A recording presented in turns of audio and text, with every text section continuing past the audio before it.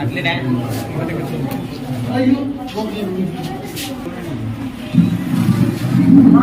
सभासदों, माननीय आवाज में पिछाड़े हो।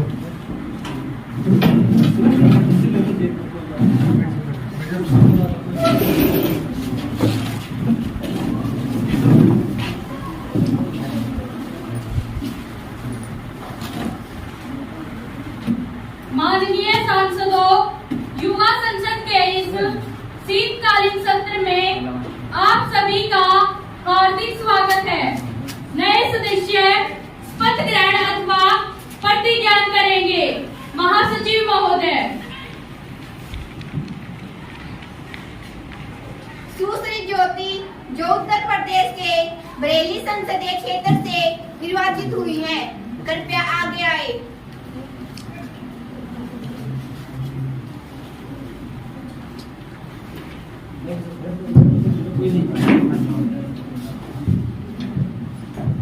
महोदय, आप शपथ ग्रहण करेंगी या प्रतिज्ञा करेंगी?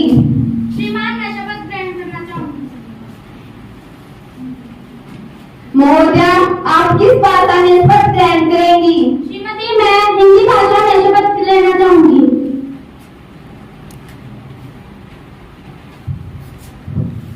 मैं ज्योति रानी उत्तर प्रदेश के बरेली संसदीय क्षेत्र से निर्वाचित हूँ।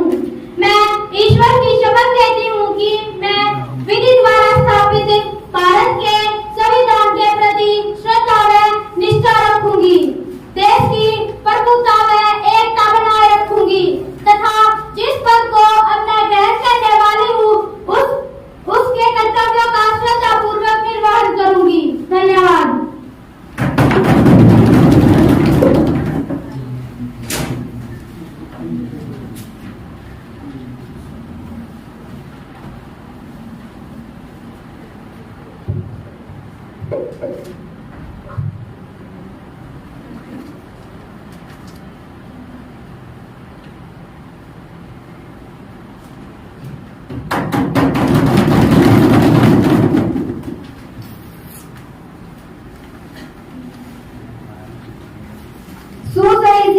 जो असम के गुवाहाटी संसदीय क्षेत्र से निर्वाचित हुई हैं, कृपया आगे आए।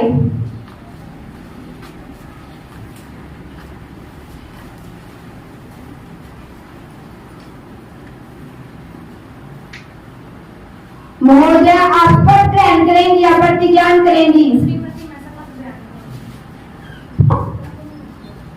महोदय, आप किस भाषा में शपथ ग्रहण करेंगी?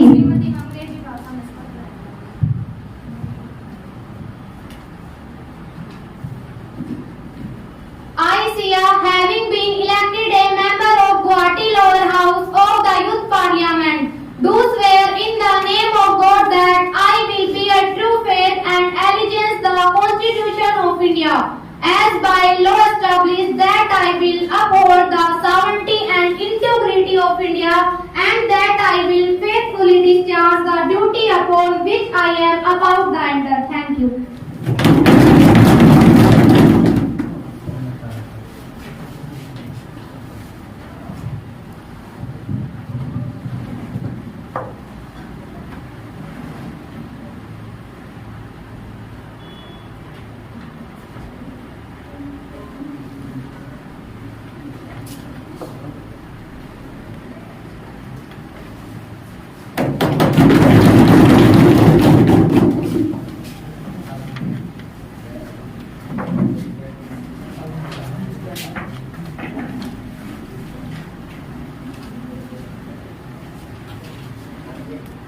माननीय सदस्यगण, चूंकि हम 2 माह पश्चात आज शीतकालीन सत्र के शुभारंभ पर मिल रहे हैं, मेरा यह दुखद कर्तव्य है कि मैं सदन को हास्य कलाकार राजू श्रीवास्तव के दुखद निधन की सूचना दूं।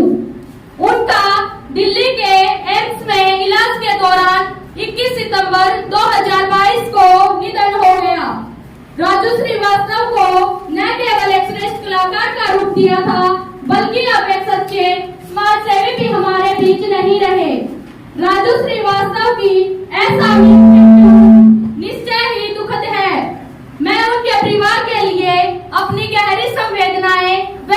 करती हूँ।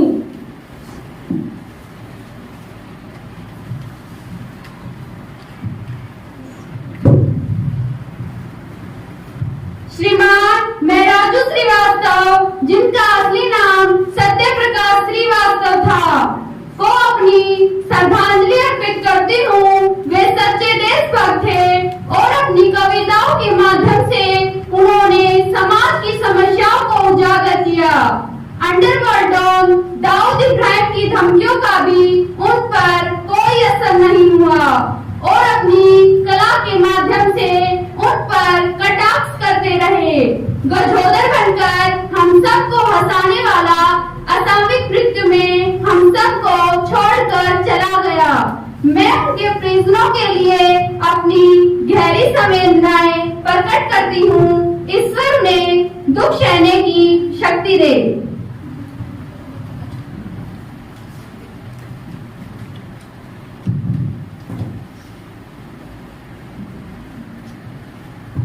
धन्यवाद अध्यक्ष महोदय। मैं आपके सदन के द्वारा अर्पित की गई श्रद्धांजलि में अपने को सहयोजित करती हूँ। राजू श्रीवास्तव जी द्वारा दिया गया योगदान वास्तव में बहुत सराहनीय है। उनके हमारे साथ संबंध बहुत अच्छे थे। भगवान ने उन्हें मनोरंजन करने के लिए ही बनाया था। उनकी कॉमेडी उच्च स्तरीय थी। उनकी कॉमेडी आज के फूहड़पन से बहुत अच्छी थी। हम उनकी कॉमेडी को अपने परिवार के साथ बैठकर देखा करते थे। उन्होंने अपने संघर्ष के दिनों में ऑटो रिक्शा चलाकर अपना खर्चा निकाला था। उनका एक वाक्य मुझे रहकर याद आ रहा है कि जब उन्होंने कानपुर लोकसभा क्षेत्र का टिकट लौटा दिया तो मैंने उनसे पूछा, भाई राजू क्या हुआ, टिकट क्यों लौटा दिया? तो उन्होंने जवाब दिया, भाई साहब हम तो लोगों के मनोरंजन करने के लिए बने हैं। राजनीति हमारी समझ से परे है। इतने सरल हृदय महान इंसान का हमारे बीच से जाना वास्तव में बहुत बड़ी हानि है। मैं अपने और अपने दल की तरफ से शोक संवेदित परिवार को संवेदनाएं भेजने में सहयोजित करती हूँ। धन्यवाद। सदस्यगण अपना गहरा शोक प्रकट करने के लिए कुछ क्षणों के लिए मौन के लिए खड़े होंगे।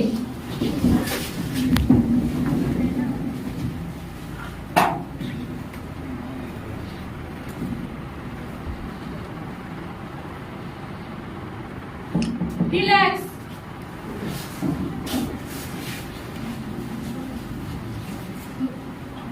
महासचिव शोक संतप्त परिवार को संवेदना संदेश भेजेंगे। हाँ श्रीमती जी। प्रधानमंत्री नए मंत्रियों का परिचय कराएंगे। धन्यवाद अध्यक्ष महोदय। माननीय अध्यक्ष महोदय, मैं आपके माध्यम से मंत्रिमंडल के नए सदस्यों का सदन से परिचय कराना चाहती हूँ। श्री अरुण कुमार, भारी उद्योग मंत्री।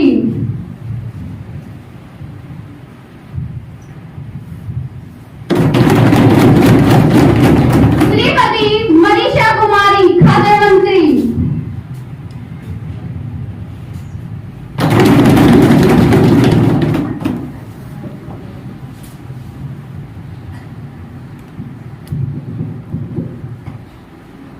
माननीय सदस्यों, प्रश्न काल आरंभ होता है और प्रश्न काल में प्रश्न संख्या 101 सुश्री मुस्कान जी। धन्यवाद अध्यक्ष महोदय। मैं माननीय शिक्षा मंत्री से पूछना चाहती हूँ कि देश में 18 वर्ष से अधिक आयु के लोगों की निरक्षर जनसंख्या राज्यवार और वर्षवार प्रतिशत क्या है? किन राज्यों में व्यस्त साक्षरता सबसे अधिक है? क्या सरकार ने देश में व्यस्त शिक्षा प्रदान करने पर विचार किया है? यदि हाँ तो इस बारे में जानकारी क्या है और नहीं तो कारण क्या है? धन्यवाद। माननीय शिक्षा मंत्री जी।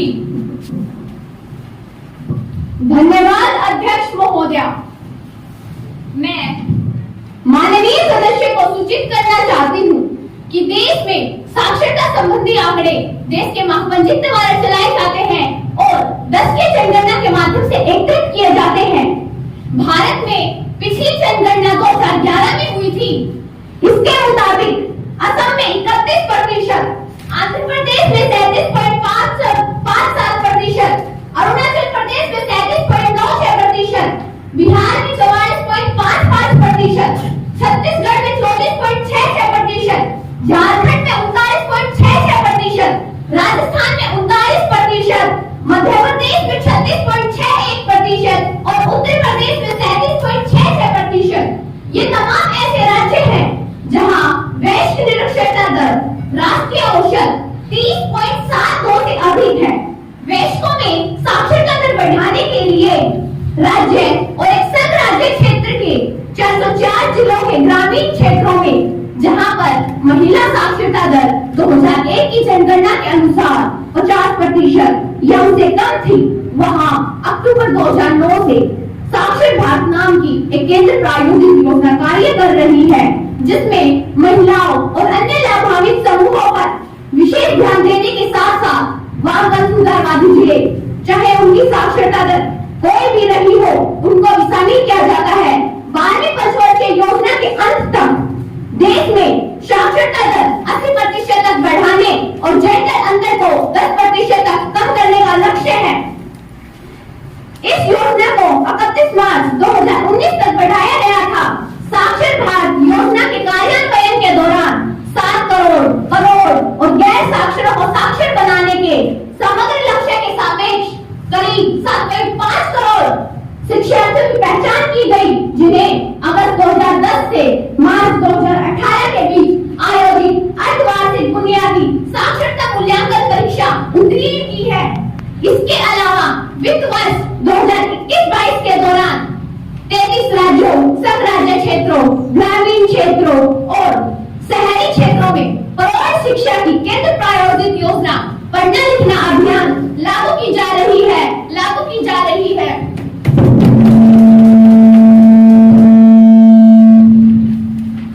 इस योजना के अंतर्गत 48 लाख गैर साक्षर प्रौढ़ों को साक्षर बनाने का लक्ष्य रखा गया है।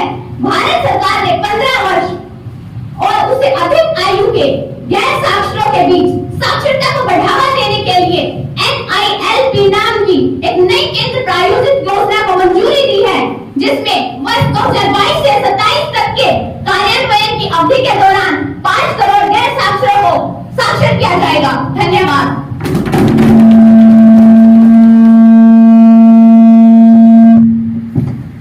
सुश्री अंतिम नेता प्रतिपक्ष शिक्षा मंत्री से पूरक प्रश्न पूछने के लिए।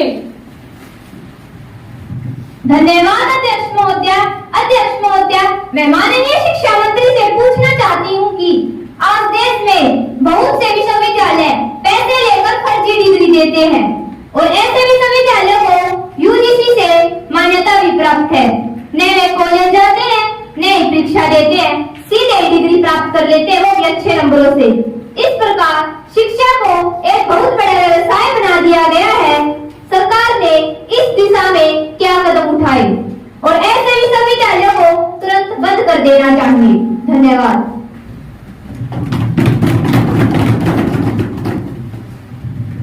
माननीय शिक्षा मंत्री जी। धन्यवाद अध्यक्ष महोदया, मैं माननीय सदस्य को सूचित करना चाहती हूँ कि मुझे भी एक टीवी चैनल के माध्यम से और कई अखबारों के माध्यम से ऐसी सूचना पहले ही मिल चुकी है और वास्तव में ये गंभीर अपराध है, जहाँ शिक्षा और स्वास्थ्य राष्ट्रीय सरोकार के विषय है। कई लोगों ने उसको तो व्यापार बनाकर रख दिया है, पर मैं माननीय सदस्य को याद दिलाना चाहूंगी कि आप यहाँ जिन विश्वविद्यालयों का जिक्र कर रहे हैं, उनको विश्वविद्यालय का दर्जा आपकी ही सरकार ने दिया था, और हमने तो ऐसे विश्वविद्यालयों की पहचान की है।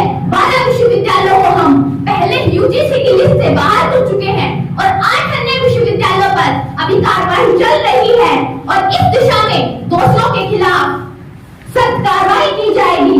सरकार शीघ्र एक नोटिफिकेशन जारी करेगी कि यदि कोई विश्वविद्यालय इस तरह की संदिग्ध पाया गया तो उसे जल्द से जल्द यूजी की लिस्ट से बाहर कर दिया जाएगा, बाहर कर दिया जाएगा।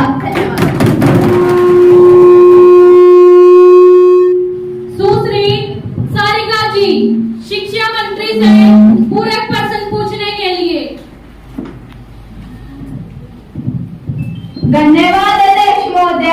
मैं आपके माध्यम से माननीय मंत्री जी से पूछना चाहती हूँ कि हमारे असम और मेघालय जैसे पहाड़ी इलाकों के लिए शिक्षा सुधार पर क्या कोई विशेष योजना सरकार ने बनाई है? माननीय शिक्षा मंत्री जी। धन्यवाद अध्यक्ष महोदय। माननीय सदस्य, मैं आपकी जानकारी के लिए बता दूं कि हमने आपके इलाके के लिए 500 करोड़ रुपए अतिरिक्त बजट में रखा है और जिसका विवरण माननीय वित्त मंत्री जी ने बजट सत्र में भी दिया था और इस 500 करोड़ रुपए को स्कूल भवन, स्कूल फर्नीचर और अनुबंध के आधार पर लगाए गए अध्यापकों में वितरित किया जाएगा। धन्यवाद।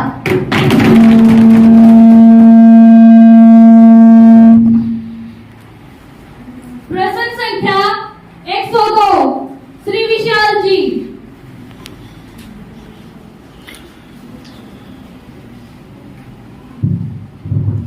धन्यवाद अध्यक्ष महोदय। प्रत्येक साल एक्सीडेंट में 1.5 लाख से ऊपर मौतें होती हैं और सरकार ने ये फैसला किया था कि कार में 6 एयर बैग होने चाहिए, जिसके बाद एक्सीडेंट के बाद हम जान बचा पाए। और इस विषय में ड्राफ्ट नोटिफिकेशन की डेट अक्टूबर 2022 है और यह अभी तक यह लागू नहीं हुआ है। मेरा मंत्री महोदय से आग्रह है कि ये कब तक लागू हो जाएगा? धन्यवाद। माननीय परिवहन मंत्री जी। धन्यवाद अध्यक्ष महोदय। माननीय अध्यक्ष महोदय, ये बात बिल्कुल सही है कि प्रत्येक वर्ष 7 लाख एक्सीडेंट होते हैं और करीब 1.5 लाख मौतें होती हैं। माननीय सदस्य ने जो कहा उनको मैं बताना चाहती हूँ कि वर्तमान में गाड़ी में 2 एयरबैग होते हैं और गाड़ी के पीछे बैठने वाले लोगों के लिए एयरबैग नहीं है। हमारी कोशिश है कि पीछे बैठने वाले लोगों के लिए भी एयरबैग हो। माननीय सदस्य के इस सुझाव की मैं प्रशंसा करती हूँ और विश्वास दिलाती हूँ कि हमारी सरकार इस दिशा में जल्दी कार्यवाही करेगी। धन्यवाद। प्रश्न संख्या 103, सुश्री भारती जी। धन्यवाद अध्यक्ष महोदय। माननीय अध्यक्ष महोदय, मैं अपनी बात की शुरुआत कवि कैलाश गौतम की पंक्तियों से करना चाहूंगी कि घर फूटे गलियारे निकले, घर फूटे गलियारे निकले, आंगन सूना हो गया, शासन और प्रशासन में अनुशासन गायब हो गया, शासन और प्रशासन में अनुशासन गायब हो गया। त्योहारों का गला दबाया बदसूरत महंगाई ने, आंख बिचौली हंसी टिटोली, छीना है तन्हाई ने, छीना है तन्हाई ने। महोदय, मैं पूछना चाहती हूँ कि सरकार ने महंगाई को कम करने के लिए क्या कदम उठाए हैं? आज एक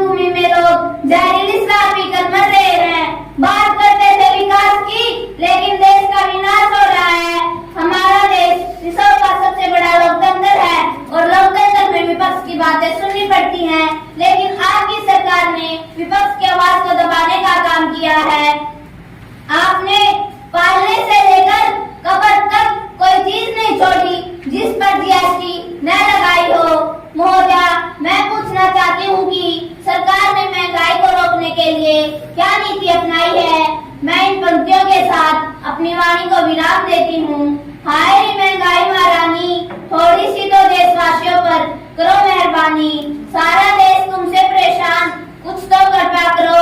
इस गरीब विरोधी सरकार को सत्ता से दूर करो, सत्ता से दूर करो। धन्यवाद। माननीय वित्त मंत्री जी। धन्यवाद अध्यक्ष महोदया।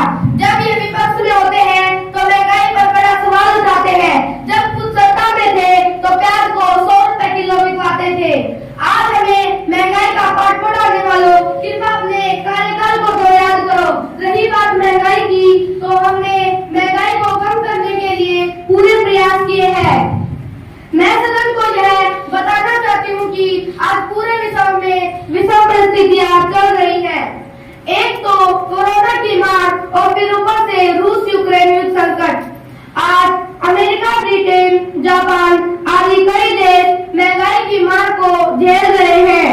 कई यूरोपीय और विकसित देशों की अर्थव्यवस्था इस दौर संकट से गुजर रही है कि किसी देश में तो 20 व किसी में 30 साल की महंगाई दर बढ़ने का रिकॉर्ड तोड़ा है। वहीं हमारी सरकार ने इस आपदा को अवसर में बदला है। आज हम विश्व की 5वीं सबसे बड़ी अर्थव्यवस्था है, जहां यूरोपीय देशों में 8 से 10% महंगाई दर है, वहीं हमारे देश में 7% से कम है। मेरे विपक्ष के साथी ने कहा कि लोकतंत्र में विपक्ष की बात सुनी जानी चाहिए। मैं इस बात का समर्थन करती हूँ कि हमारे लोकतंत्र में गहरी आस्था है। मैं पूछती हूँ कि जब वे लोकतंत्र की मजबूती की बात करते हैं तो आपातकाल को क्यों भूल जाते हैं। हमने प्रतिकूल परिस्थितियों के बावजूद भी बेहतर काम किया। जहां विपक्ष को हमारे कार्य की प्रशंसा करनी चाहिए थी, वहां वे हम पर उंगली उठाते हैं। माननीय सदस्य, लोकतंत्र की मर्यादा को आप भूल रहे हैं। मैं मानती हूँ कि इस विकट संकट में लोगों को परेशानियां हुई हैं, परंतु हमारी सरकार उनके प्रति संवेदनशील है।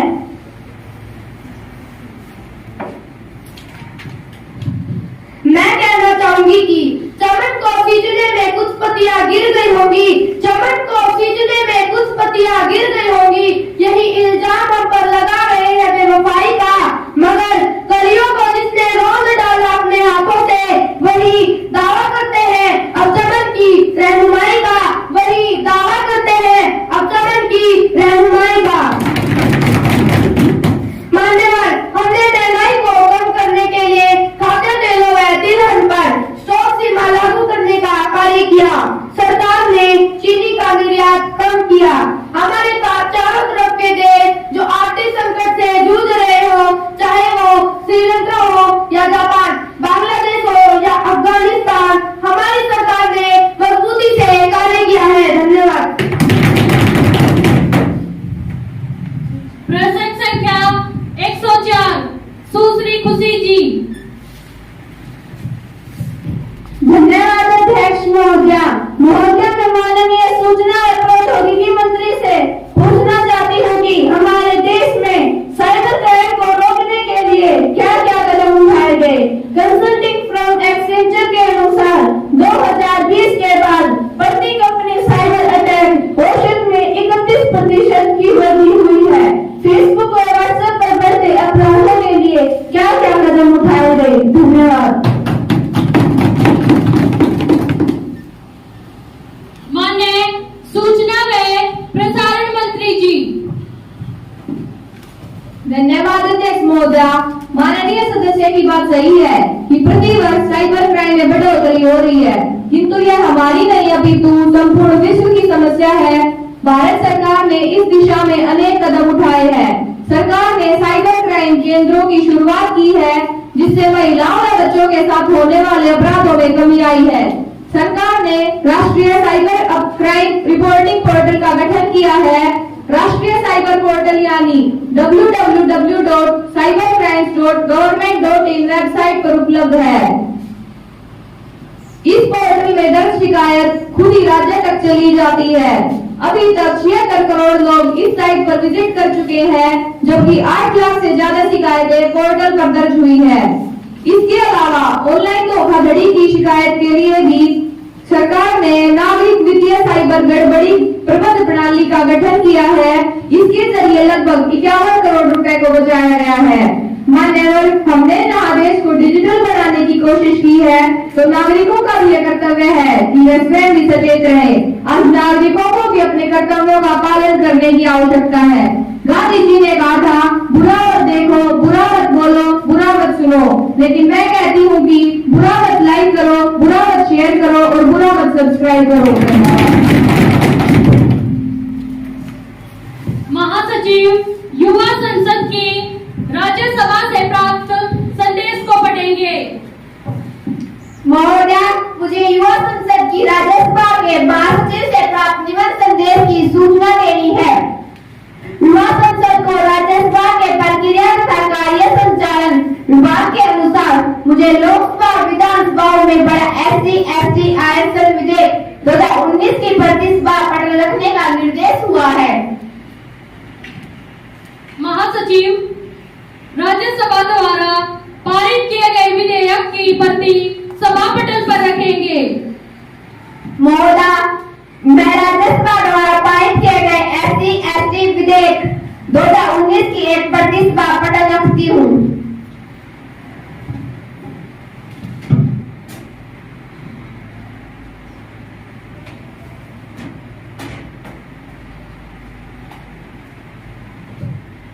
माननीय सांसदों, शून्यकाल आरंभ होता है और इसके साथ ही मैं आपको एक खुशी की सूचना देना चाहती हूँ कि भारतीय महिला क्रिकेट टीम ने एशिया कप के फाइनल में श्रीलंका को हराकर रिकॉर्ड 7वीं बार जीतकर हमें गौरवान्वित किया है। शून्यकाल में माननीय सदस्य भविष्य जी।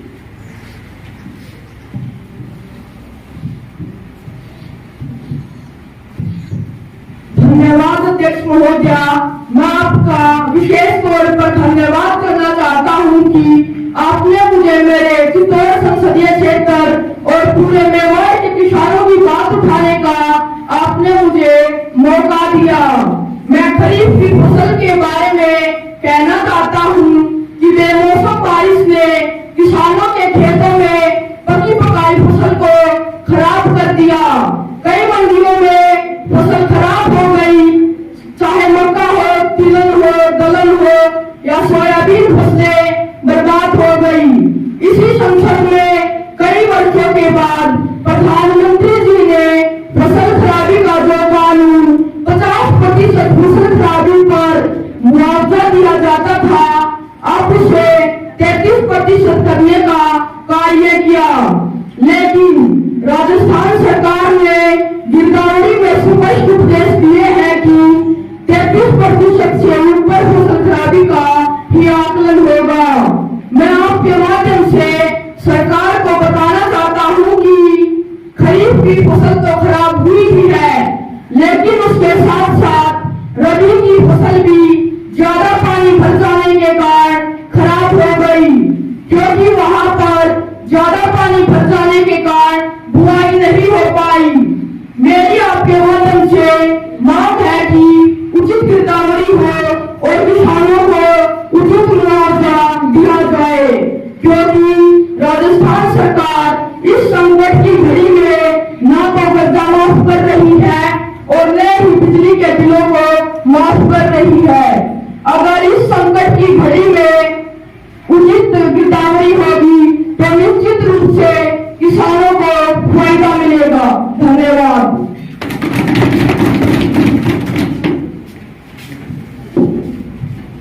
माननीय कृषि मंत्री जी।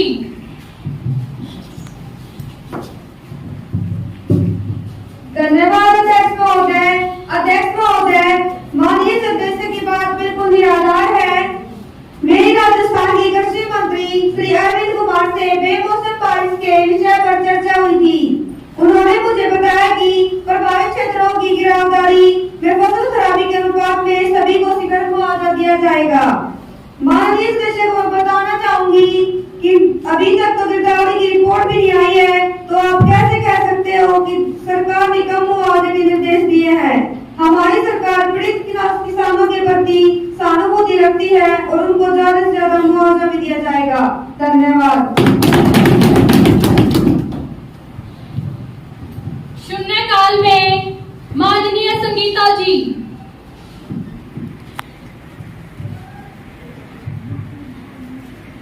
धन्यवाद अध्यक्ष महोदय। माननीय अध्यक्ष जी, मैं आपके माध्यम से सदन को बताना चाहती हूँ कि अनेक स्टडीज में उनसे यह बात सामने आई है कि फेक न्यूज आतंकवाद से भी ज्यादा खतरनाक है और विश्व में ऐसे कई उदाहरण भी हैं। फेक न्यूज के कारण जहाँ बहुत जगह सांप्रदायिक दंगे हुए हैं, जिसका हमारे भारतीय समाज पर सबसे ज्यादा प्रभाव पड़ा है। इसके कारण समाज को पूरी तरह ये जोड़ दिया गया। माननीय सभापति महोदय आज ट्विटर हैंडल पर और भी अन्य सोशल साइट जैसे फेसबुक और अन्य साइटों पर झूठे किस्म के नाम लेकर वे इस तरह की अभद्र भाषा का प्रयोग करते हैं, जिसका मैं यहाँ उल्लेख नहीं करना चाहती। हमें इस बात का दुख है कि बड़े बड़े लोग भी इस तरह के लोगों को फॉलो करते हैं। मेरी आपसे गुजारिश है माननीय प्रधानमंत्री जी से, सूचना और प्रसारण मंत्री जी से कि एक कॉम्प्रिहेंशन लॉ लाया जाए और जितने भी सोशल साइट हैं उनको बंद किया जाए कि इस तरह की अभद्र भाषा का प्रयोग वो ना करे और जहाँ भी सांप्रदायिक जहर फैलाने का कार्य किया जा रहा है उस पर अंकुश लगाया जा सके। धन्यवाद। सबको नोट करवाना ये देश का वास्तविक मसला है। इसे सभी लोग आपस में चर्चा करें। यह गंभीर मुद्दा है। सूचना है प्रसारण मंत्री जी।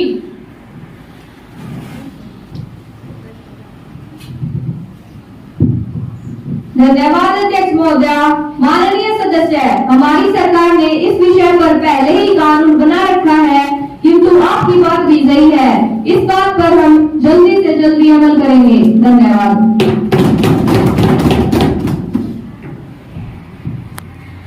माननीय निकिता जी।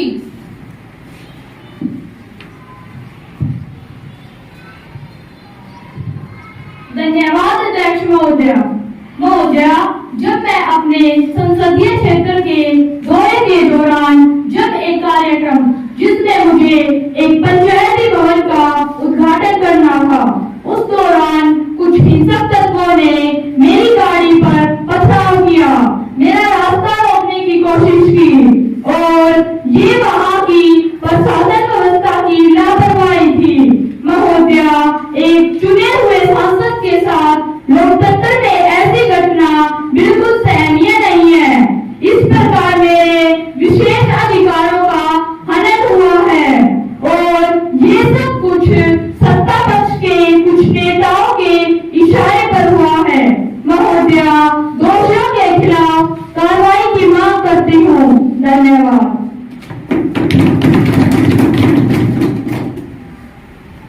निकिता जी, क्या आपने पहले इसकी सूचना दी है? आप अपनी सूचना शिकायत सबूतों समेत कमेटी में दें। अध्यक्ष महोदय, मैं इसका नोटिस सुबह 10:30 बजे दे चुकी हूँ। ठीक है, मैं आपके प्रस्ताव को स्वीकार करती हूँ और मैं शीघ्र इसकी जांच करवाकर आपको संतुष्ट करूंगी। धन्यवाद महोदय। Now, welcome to the Japanese Parliament delegation. Honorable members, I have to make an announcement on the behalf of the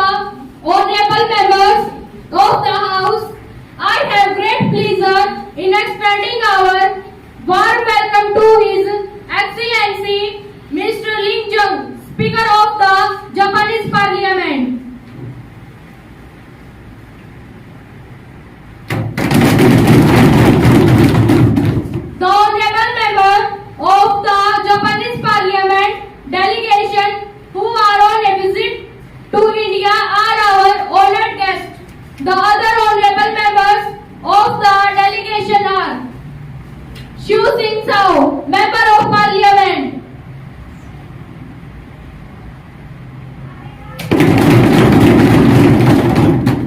Miss Leo Wu, Member of Parliament.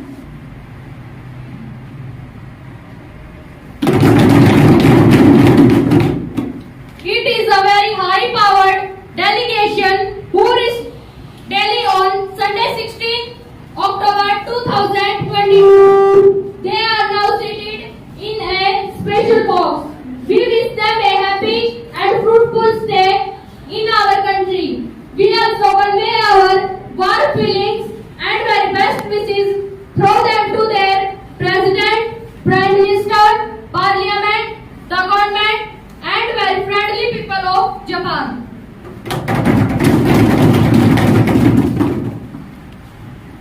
ध्यानाकर्षण प्रस्ताव के लिए सुश्री आरती जी।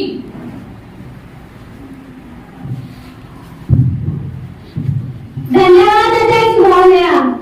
आज हमारे देश में कम उम्र के बच्चों में जो नशे की लत बढ़ती जा रही है, ये हमारे देश के बच्चों के भविष्य के लिए बहुत ही नुकसानदेह है।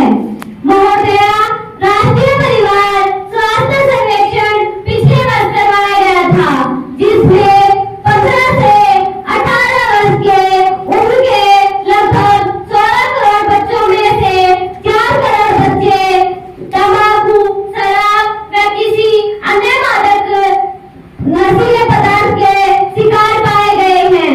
नारकोटिक्स नियंत्रण रिपोर्ट के मुताबिक 10 से ज्यादा साल के 33% स्कूली बच्चे नशेखोरी की आदत के शिकार हो गए हैं। महोदय, जो आज कम उम्र के बच्चों में नशे की लत बढ़ रही है, ये बहुत ही भयानक है, क्योंकि बच्चा स्कूल जाता है, वह नशे की लत में पड़ जाता है। जब बहाने बनाकर अभिभावकों से पैसे मांगता है, नशे की आदत में पड़ जाता है, फिर वो नशे के कारण अपराध में पड़ जाता है।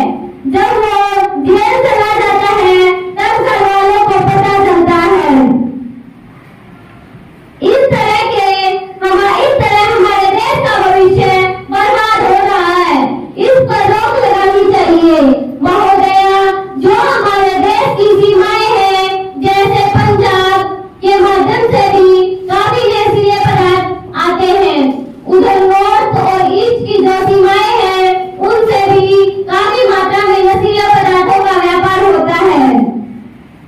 इस पर नियंत्रण होना चाहिए और इसके लिए सख्त कानून बनाना चाहिए। यदि हम सख्त कानून नहीं बनाएंगे और उसकी अनुपालना नहीं करेंगे, तो इसकी प्रवृत्ति बढ़ती जाएगी। माननीय उच्च न्यायालय ने कई बार टिप्पणियां की है कि इसका सर्वेक्षण कराकर इस पर रोक लगाई जाए और युवा में नशे की जो बढ़ोतरी हो रही है, उसका सर्वेक्षण कराकर रोक लगाई जाए। केंद्र सरकार को कई बार न्यायालय ने आदेश दिया है। आज युवाओं के बढ़ते नशे के अपराध नशे की वजह से होते हैं। बहुत से गंभीर मुद्दे नशे के कारण होते हैं। इस पर ध्यान देना अति आवश्यक है। स्कूल, कॉलेज के कैंपस में, रेलवे स्टेशन, बस स्टैंड आदि पर जो नशीले पदार्थ खुले में बेचे जा रहे हैं, इन पर रोक लगानी चाहिए। पिछले दिनों नाइजीरिया के कुछ छात्र जो हमारे यहाँ पढ़ने के लिए आए हुए थे, वो नशीले पदार्थ बेचते हुए पकड़े गए। इस प्रकार की घटनाएं बढ़ रही हैं। इस पर पाबंदी अति आवश्यक है। मानवर मलिन बस्तियों में, झुग्गी झोपड़ियों में शराब मुआवियों का जो देसी शराब की दुकानें आवंटित की जाती हैं, जिससे बच्चों के स्वास्थ्य पर बुरा प्रभाव पड़ता है, इनको बंद किया जाना चाहिए। धन्यवाद। माननीय स्वास्थ्य मंत्री जी। धन्यवाद अध्यक्ष महोदय। हम माननीय सदस्य की बातों से सहमत हैं। नशे की लत से बहुत से बच्चों का भविष्य खराब हो रहा है। इस पर पहले भी कानून बने हुए हैं और हम जल्द ही इस विषय पर और सख्त कानून लाएंगे। जहाँ तक स्कूल कॉलेजों की बात है तो वहाँ पर हमने अतिरिक्त पुलिस बल तैनात करने की व्यवस्था बना रखी है। और माननीय सदस्य की जानकारी के लिए बता दूं कि स्कूल या कॉलेजों के 200 मीटर की दूरी पर किसी भी प्रकार का बीड़ी, सिगरेट, गुटखा आदि नशे का सामान बेचने का कानून पहले से बना हुआ है। बाकी आपके सुझाव पर अवश्य ध्यान दिया जाएगा। धन्यवाद। माननीय सामाजिक न्याय मंत्री विधेयक का पुनर्स्थापन करेंगी। धन्यवाद अध्यक्ष महोदय। माननीय अध्यक्ष महोदय, मैं प्रमोशन में अनुसूचित जाति एवं अनुसूचित जनजाति के आरक्षण के लिए श्री धन संशोधन विधेयक को पुनर्स्थापित करने की अनुमति चाहती हूँ। प्रश्न है, प्रमोशन में अनुसूचित जाति एवं अनुसूचित जनजाति के आरक्षण के लिए संविधान संशोधन विधेयक 2013 के पुनर्स्थापन करने की अनुमति प्रदान की जाती है। माननीय अध्यक्ष महोदय, मैं विधेयक पुनर्स्थापित करती हूँ। धन्यवाद।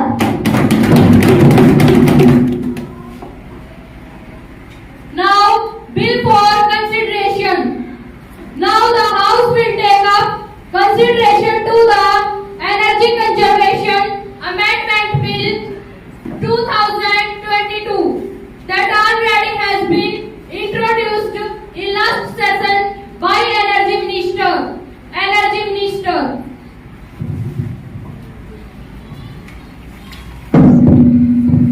धन्यवाद अध्यक्ष महोदय।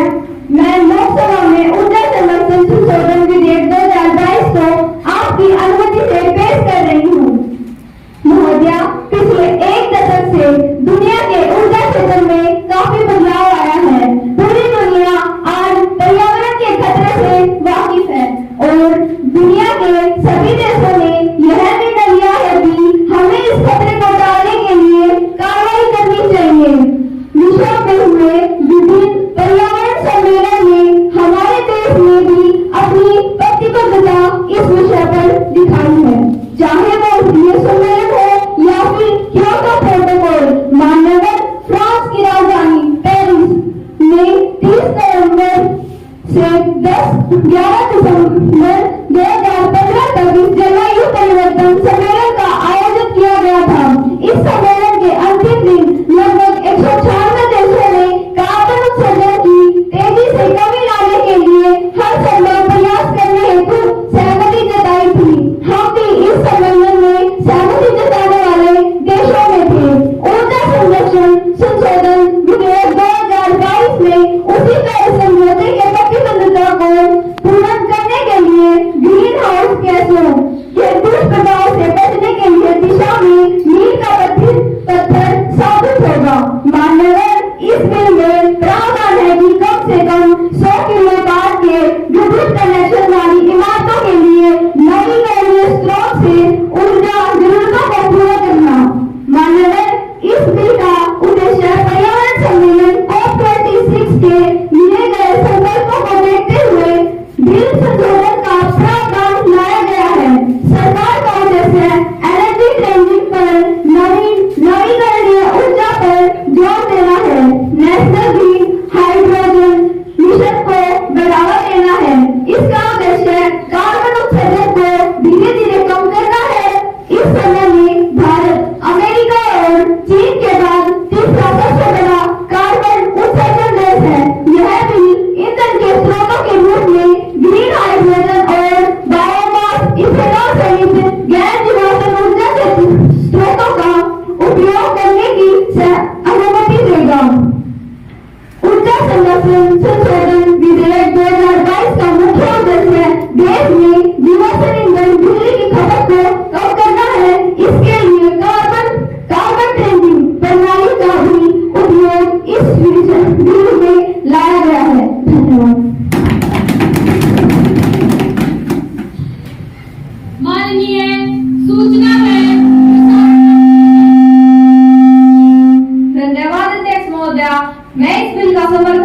करती हूँ। जिस प्रकार से क्लाइमेट चेंज हो रहा है, ऐसे समय में तो इस बिल का पास होना बहुत ही आवश्यक है। मंत्री महोदय ने इसमें कार्बन ट्रेडिंग जैसे शब्दों का प्रयोग किया है। यह बहुत ही कारगर कदम होगा। सदस्यों की जानकारी के लिए मैं कार्बन ट्रेडिंग के बारे में व्याख्या करना चाहूंगी। मान्यवर, क्योटो प्रोटोकॉल में प्रदूषण कम करने के 2 तरीके सुझाए गए हैं।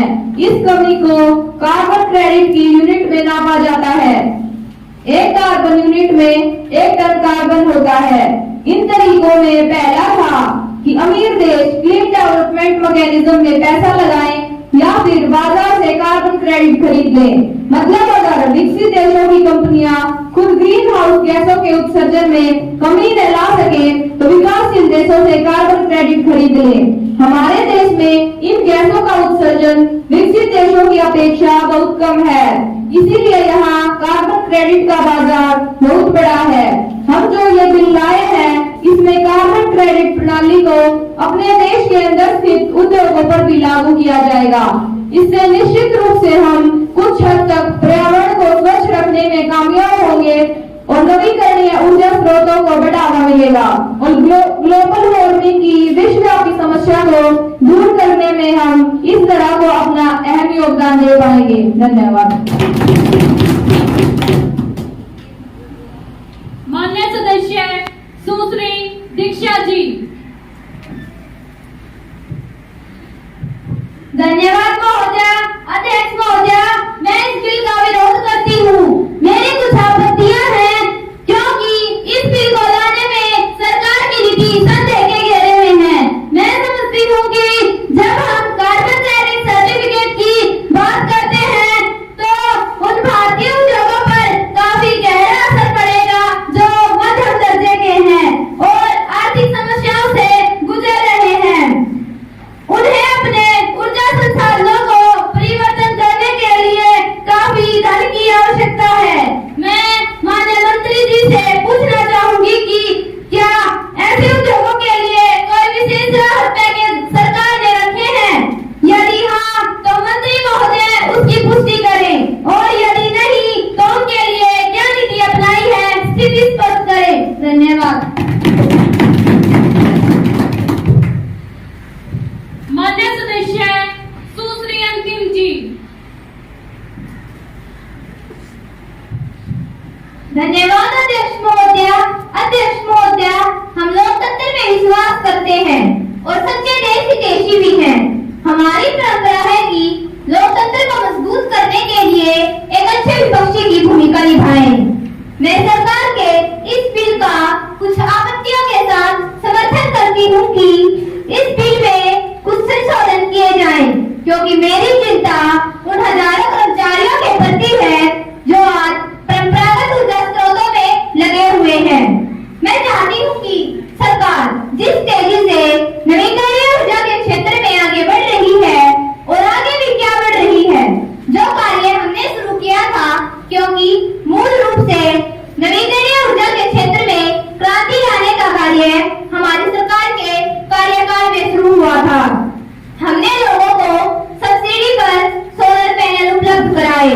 हमने छोटे व देश के गरीब से गरीब व्यक्ति तक ऊर्जा पहुंचाने का कार्य किया, लेकिन किसी का रोजगार नहीं छीना। तो अध्यक्ष महोदय, मैं आपके माध्यम से चाहती हूँ कि इस बिल को लागू करने से पहले उन हजारों कर्मचारियों के रोजगार को सुरक्षित किया जाए। हमने भी ऊर्जा संरक्षण विधेयक 2001 में 2010 में संशोधन किया था, लेकिन हमने जो बिल पेश किया था उसमें किसी से भी रोजगार छीनने का प्रावधान नहीं किया था। धन्यवाद। माननीय प्रधानमंत्री जी।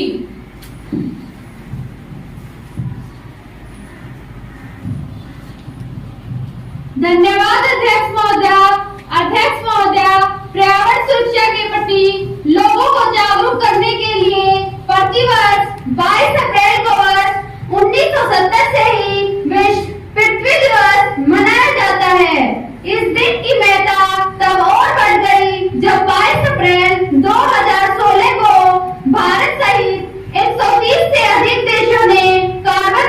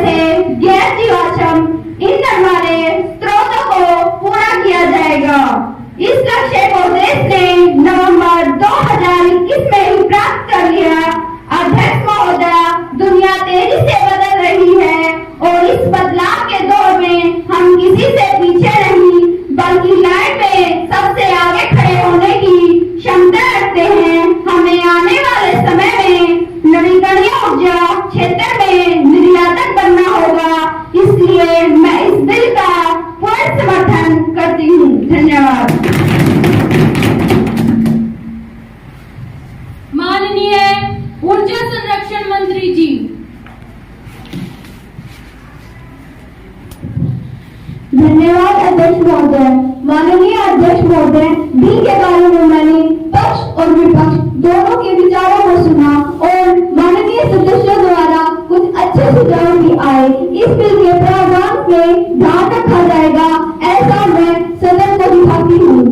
यह बिल आज के समय की जरूरतों के हिसाब से लाया गया है, इसलिए मैं माननीय सदन से के सभी सदस्यों से निवेदन करती हूँ कि इस बिल का सदन में पास करके ऊर्जा क्षेत्र में एक क्रांतिकारी परिवर्तन लाने में सहयोग करें। धन्यवाद। Those who in favor will say aye. Aye. Those who are against it will say no. No. I think the ayes have it. Ayes have it. Ayes have it. The motion is adopted and the bill is passed.